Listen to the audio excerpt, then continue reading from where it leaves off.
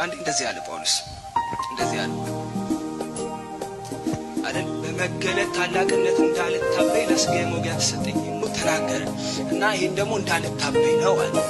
ይሄ ከኔ እንዲነሳ የስጋዬ መጎሰሚያ ነው የሚለው ምናልባት ህመም ነው ብለው ይፈቱት ይችላሉ ልንለው እንችላለን። ግን አንድ የሚያሰቃየው ነገር አለ፣ የሚረብሸው ነገር አለ።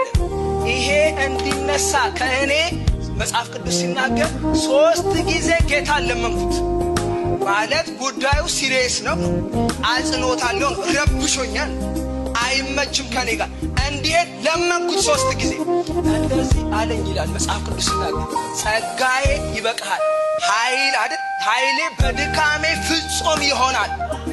ስለዚህ ይላል የክርስቶስ ኃይል በእኔ እንዲያድር ይላል በድካሜ እንድመካ ወደድኩ ይላል። ምን ማለት ነው ወንድሞቼ?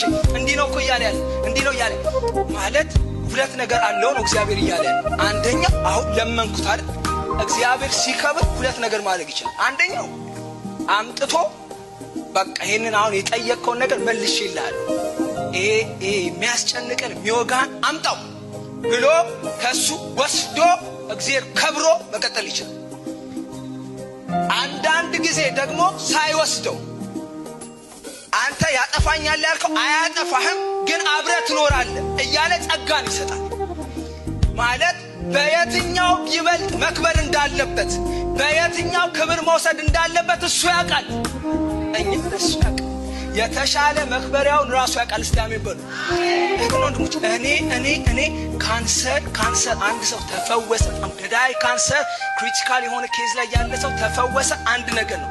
በጣም የሚደንቀኝ ግን ካንሰሩ እያለ ሰውየው 140 ዓመት ኖረ ማለት ገዳዩ እያለ የሚገድል ጉልበት እያለው አቅም እያለው ከሱ ጋር ኖረ። እሱ ያስደንቃል ማለት ገዳዩ እንዳይገለው ጸጋን አስብቶ ማለት ጸጋን ደርቦለት አይገልም ትኖራለህ ካለው መክበሪያ መንገዱን እሱ ይምረጥበት ማለት አንዳንዴ ጥያቄን አስወግዱ አይደል ከጥያቄው ጋር ይከብራል እያኖረ ይከብራል።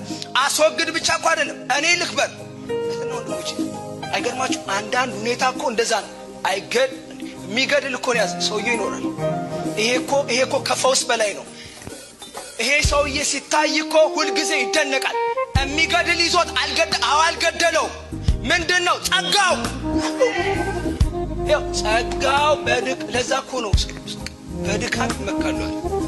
እኔ በደከምኩ ቁጥር ጸጋው እንደሚጨምር ከሆነ ምን አገባኛል ማለት በድካሜ እንደውም በቃ መካበታለሁ። ጸጋው እንደዚህ ነው የሚሰራው።